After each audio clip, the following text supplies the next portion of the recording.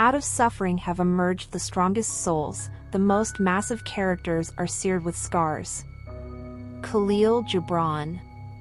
Prepare to embark on a transformative journey as we delve into the enlightening chapters of complex PTSD, From Surviving to Thriving, a guide and map for recovering from childhood trauma by Pete Walker. This groundbreaking book, born out of the author's personal triumph over complex post-traumatic stress disorder, CPTSD, offers a beacon of hope and a roadmap to recovery. In this video, we will navigate the labyrinth of childhood trauma and its profound impact on our lives. Pete Walker, drawing from his own experiences and the heartfelt gratitude expressed by countless individuals, takes us on a path towards healing, growth, and self-compassion. As we explore each chapter, we will uncover the invaluable insights and practical tools that Walker has meticulously crafted. From understanding the causes of CPTSD, including severe neglect and unimaginable abuse, to unraveling the intricate web of emotions and patterns that hold us captive, this book offers a lifeline of understanding and guidance. Within these chapters, you will discover a multitude of transformative concepts. Learn how to manage emotional flashbacks, differentiate between the various types of trauma survivors, and navigate the delicate dance of self-reparenting. Walker's compassionate approach empowers us to heal the wounds of abandonment and depression, unravel the layers of self-criticism, and embrace a new narrative of self-love. Moreover, this video summary will serve as a guiding compass through the chapters, enabling you to chart your progress and set realistic expectations on your healing journey.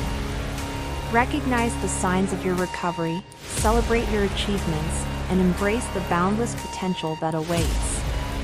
Whether you have experienced CPTSD firsthand or seek to support a loved one through their healing process, this series will illuminate your path and offer solace amidst the storm. Together, let us embark on this transformative expedition as we uncover the transformative power within the pages of complex PTSD, From Surviving to Thriving. If you find this video series valuable, please consider liking, sharing, and subscribing to our channel. Your support helps us reach more people and spread awareness about trauma recovery.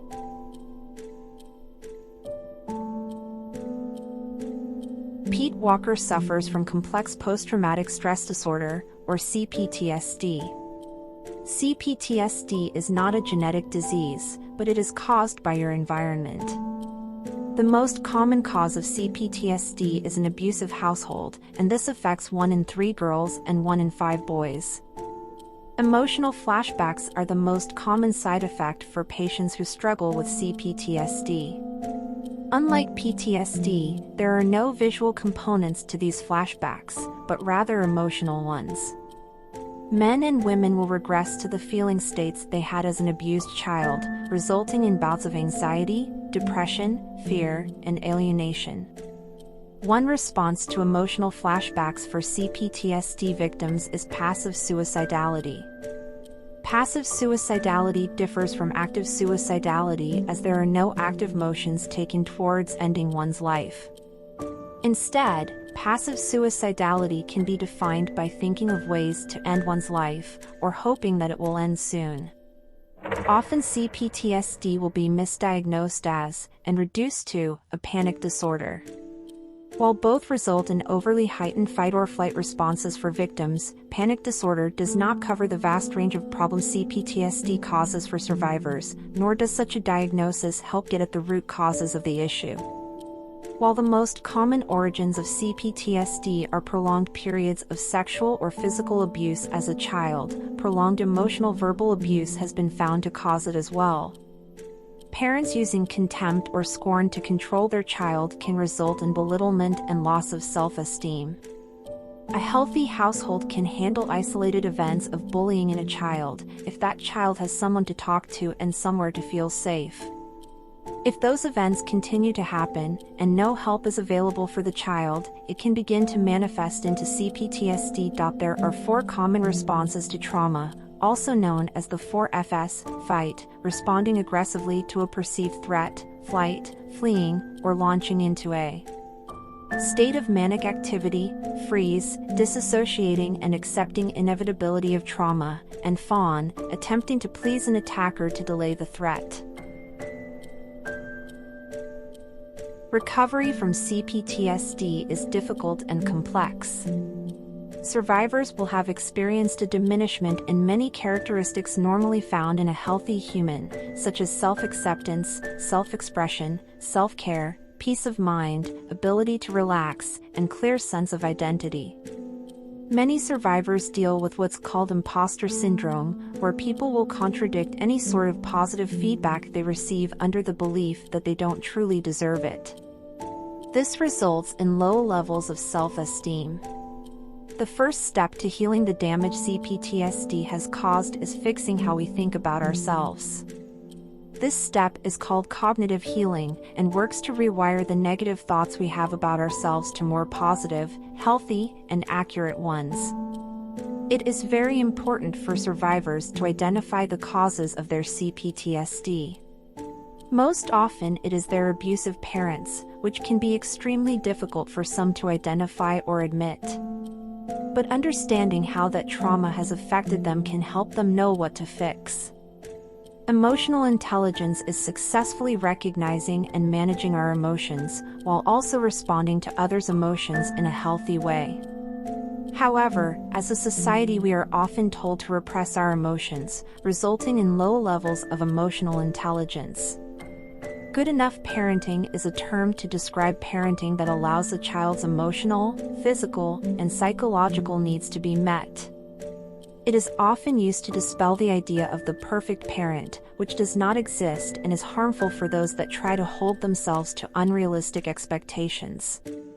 One of the greatest areas of struggle for CPTSD patients is with food. While many use food as a self-help tool during times of trauma, resulting in an overdependence on it, others use food as something to obsessively control. CPTSD survivors will often hide their shame as adults.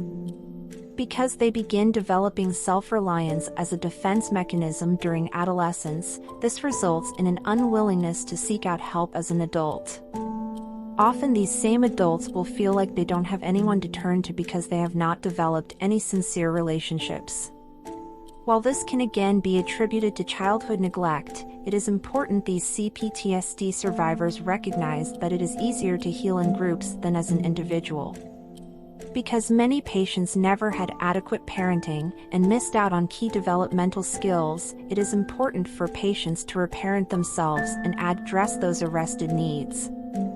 The end goal is to instill two fundamental needs, self-love and self-protection, that are normally instilled by mothers and fathers, respectively. We'll solve all of their problems.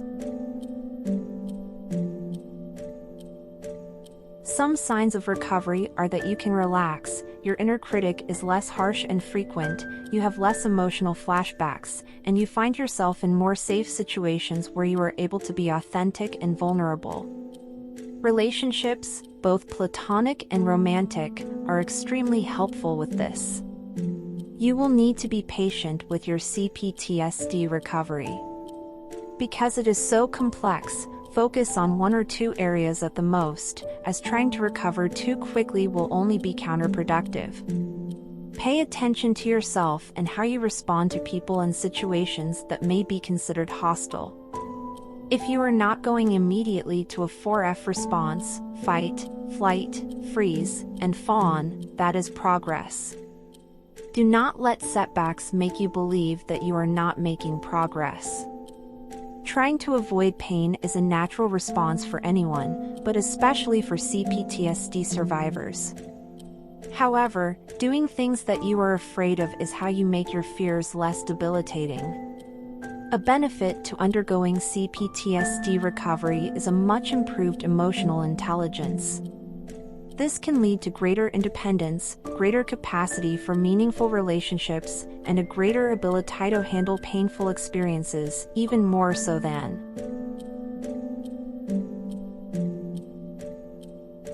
Denial and minimization of trauma strongly affects your ability to recover from childhood neglect and abuse. You need to deminimize or refuse to make light of the abuse you suffered from your parents. Constant childhood abandonment can culminate in long-term negative effects later in life, both emotionally and physically. One of the most dangerous and common side effects of this need for parental care is addiction. The way to heal emotional abandonment is exceptionally difficult for victims, as it involves being vulnerable. Victims often train themselves to prepare for the worst, as well as hide their shame, fear, and self-loathing as they have no one to turn to. Emotional flashbacks, though painful, can give patients the evidence they need to deconstruct their denial and finally convince themselves how truly abhorrent their parents were and how much pain their actions have caused. Those who are traumatized as a child often develop an overdependence on one of the 4F responses, which hampers their ability to relax or correctly assess any potentially dangerous situation. Over-reliance on the fight response can result in a need for power and control in order to remain safe. These people are often bullies, but they can be treated by explaining the damage their actions cause, and by redirecting their anger away from awful childhood experiences. Flight responders are often diagnosed with ADHD, and later on OCD, as they often use a constant state of busyness to distract themselves from their inner turmoil. To address these issues, victims should learn to evaluate their true priorities and attempt to occasionally pause and relax. Freeze responders often self-isolate and avoid human interaction due to a subconscious belief that people are dangerous. This of course stems from their parents, but can result in dissociation from society and intimacy. Recovery involves overcoming the belief that self-isolation is beneficial, combined with therapeutic relationships. Fawn responders are normally codependents and forfeit their wants, needs, and wishes to others in the name of safety. This can be corrected by identifying what fawn responders lose by over-listening to others, as well as deconstructing negative assumptions of what happens when they say no. Trauma-based codependency is induced by childhood neglect, abandonment, or abuse, and is normally seen in fawn responders as they become adults. It is the inability to assert their own needs in their lives and relationships. These fawn responders are also prone to receiving abuse without complaint, as they are used to it and even believe they deserve it. They may also treat others' needs above their own as an attempt to escape their own pain. This caretaking can at times become aggressive, even abusive. For victims to reclaim their assertiveness, they must stop accepting others' opinions or preferences above their own, and begin making their own choices. Imagining themselves confronting a current or past unfairness can be an effective exercise. An important benchmark for fawn responders to reach is to understand that others' disapproval of them is not catastrophic, but is simply something out of their control. When having emotional flashbacks, there are ways to help manage them.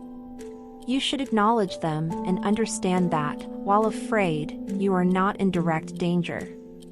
You need to remind yourself, and others, of your boundaries, and speak reassuringly to yourself. Understand that your flashbacks are not eternal, and that you are now an adult, not a helpless child. Relax your body, then your mind, and allow yourself to grieve. Outside of the flashbacks, ensure you surround yourself in safe, supportive relationships, and learn to identify flashback triggers. Emotional flashback triggers may not be explicit and can be as simple as a dirty look. While these may be seemingly innocuous, patients often become conditioned to associate dirty looks with physical punishment due to their parents' behavior. Being able to identify triggers is an important step in beginning to avoid them when possible. It can also be difficult to recognize when you enter a flashback. Most commonly, suddenly feeling small and helpless would be a sign that a flashback is in progress. Of course, it is not possible to identify every single trigger and flashback. This may be extremely irritating, but you must silence your inner critic and accept that these flashbacks are not your current self's fault, but stem from your upbringing. The inner critic in CPTSD patients initially forms from their parents' behavior, through criticism, neglect, or abuse. However, children eventually believe all the insults they receive as truth, and begin blaming themselves for bad things that happen in their lives. The inner critic results in constant acts of perfectionism and/or endangerment as adults. Acts of perfectionism include unfair comparisons, micromanaging, and self-hate.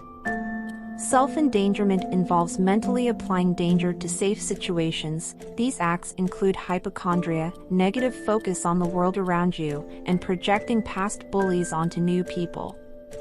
Inner critics work to shame patients just like their parents did. These mental patterns of mimicking parents can be diminished, but it takes a lifetime of practice and hard work.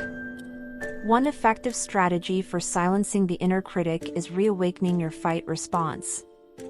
Telling your inner critic no, and setting boundaries for yourself away from untruthful self-criticism can help rebuild self-esteem and self-protection. Eventually, when you are able to stop most of the negative thoughts about yourself, the end goal is to correct them into positive thoughts. Soon, your self-critic will help you improve your life and behaviors instead of breaking you down.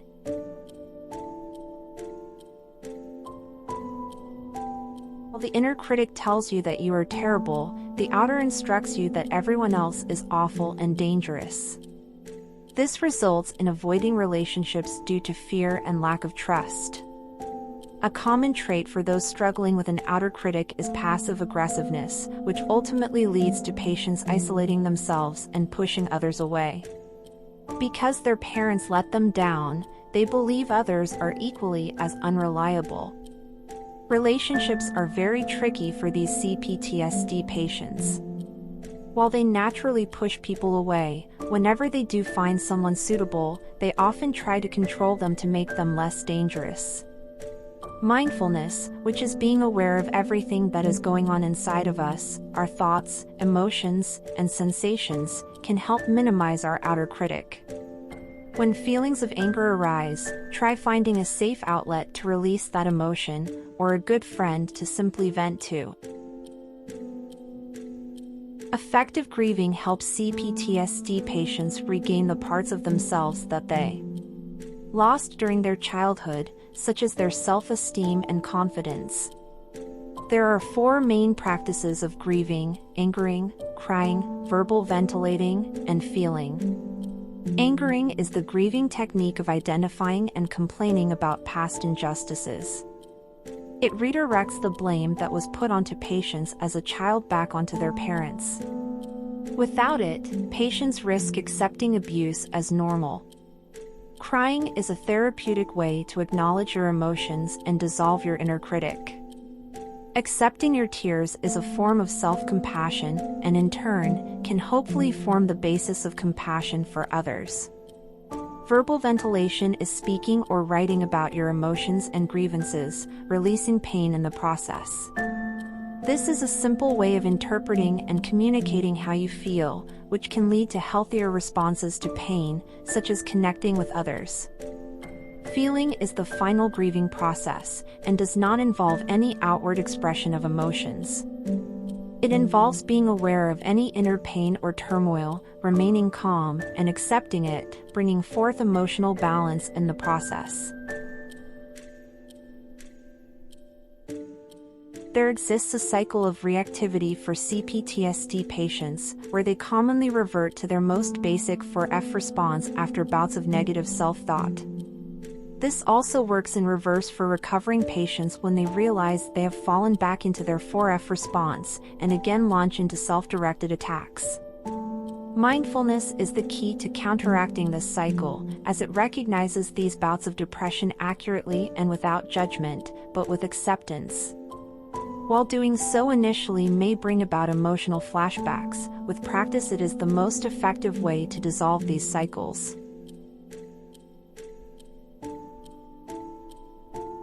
For many CPTSD patients, their therapists will be their first safe relationship, meaning built on trust and vulnerability. These sorts of relationships, either with professionals or with friends, are vital in helping CPTSD patients deal with their attachment disorders. To develop these trust-guided relationships, there must be empathy from both parties for each other's situations, and this often involves being vulnerable and sharing with one another. It also needs to be an equal relationship, meaning equal contributions of time, dialogue, and effort. If therapy is not possible, co-counseling is another option for treatment. This will involve a close, trusted friend or partner that is willing to help. Active listening is an important function of co-counseling, as are set guidelines for feedback and boundaries. There is a distinct difference between real forgiveness and planned, premature forgiveness. Premature forgiveness does not let the body fully process feelings of anger and pain, and can instead aid repression and denial. Real forgiveness only happens after effective grieving and doesn't cover up any unresolved feelings.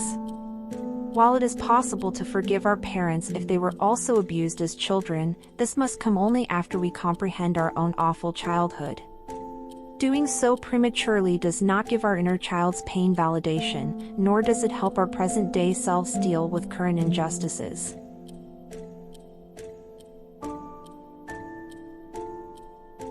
While many of these steps are meant to help you along with your journey of CPTSD recovery, it is also important to supplement them with self-help activities, such as physical activities, arts and crafts, or even just getting enough sleep. Remember that the recovery process from CPTSD is not an all-or-nothing journey. Do not be devastated by setbacks, or believe you are fully cured after a major victory.